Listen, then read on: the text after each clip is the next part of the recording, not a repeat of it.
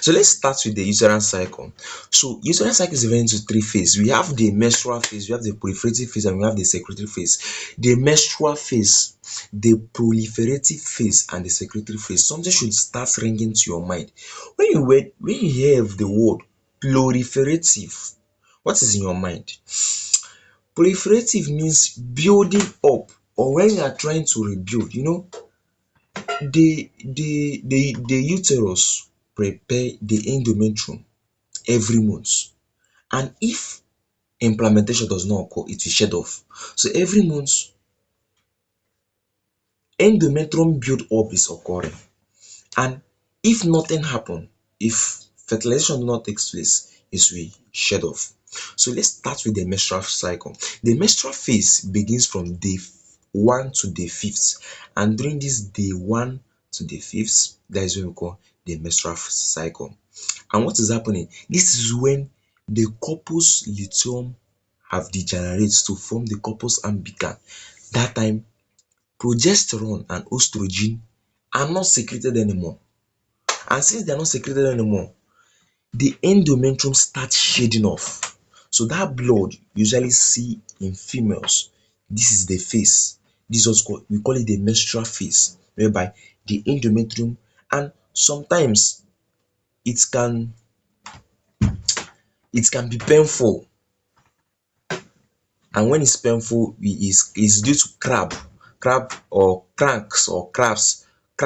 So this is caused due to the muscular contraction of the endometrium in order to force this blood to move out. So you have the proliferative phase, we are rebuilding, and we have the secretory phase.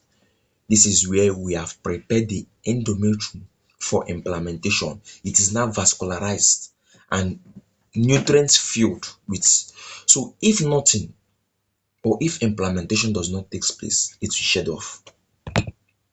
So let's start with the anatomy of the endometrium. The anatomy of the endometrium is divided into two. So we have the stratum basialis, from the word stratum, histology, basialis. What is your mind? Basic. The foundation. So we have the stratum functionalis, from the word functionalis. What is your man? The functional area of the endometrium. So the stratum basialis starts forming permanent, like it is permanent. It does not respond to the ovarian hormone. It is permanent. And what does it do? It forms the stratum functionalis. The stratum basialis forms the stratum functionalis. So have you ever seen an individual who do not have stratum basialis? So that is a question. Is there any individual who do not have stratum basialis? And we have the stratum functionalis. We have the stratum functionalis, and the stratum functionalis is built by the stratum basialis, and this stratum basialis